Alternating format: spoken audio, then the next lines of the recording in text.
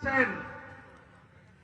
তো তৃণমূল, তাকে তো এখন কেউ তৃণমূল বলে না, বলে তোলামূল। তোলা তোলো, মাল তোলো, তোলা তোলো। এরা এত নিকৃষ্ট প্রকৃতির জীব।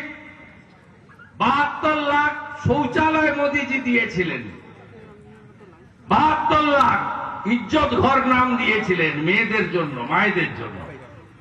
দেশে 14 কোটি শৌচালয় মোদীজি বানিয়েছেন ভারত সরকারের টাকায়, বিভিন্ন প্রতিষ্ঠানের CSR এর টাকায়। আমাদের এই রাজ্যেও তিনি রাজধর্ম পালন করে 72 লক্ষ দিয়ে দিয়েছেন। আপনারা কেউ শৌচাগার পাননি, মানে তৃণমূল শৌচাগারটাও খায়।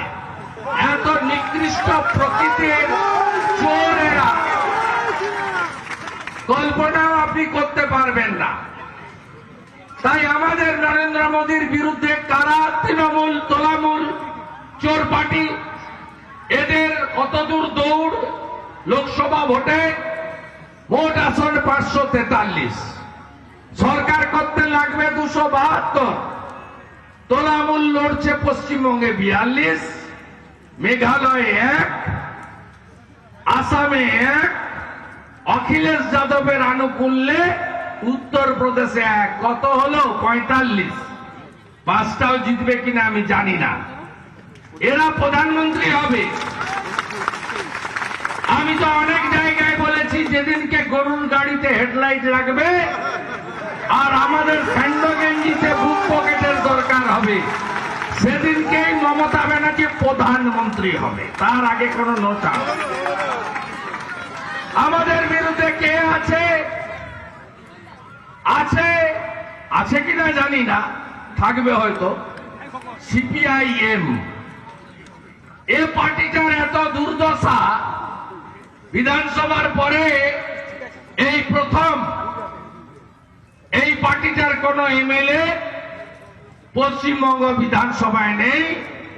ত্রিপুরাতে উঠে গেছে, ত্রিপুরা মথা এখন প্রধান বিরোধী দল, সেখান থেকে উঠে গেছে। আর কেরালায় টিম টিম টিম টিম করে জ্বলছে, 1টা 2টো 3টে সিট পাবে কিনা তারও ঠিক নেই। CPIM এর আবার বিচিত্র চরিত্র, অধিকাংশ পুরনো বামপন্থী আমাদের সঙ্গে চলে এসেছে। কেন এসেছে? তারা বুঝেছেন যে CPIM কে দ্বারাই চোর, হারমানদের পার্টি, অত্যাচারী, ভোট লুটেরা পার্টি, তৃণমূলকে সরানো যাবে না।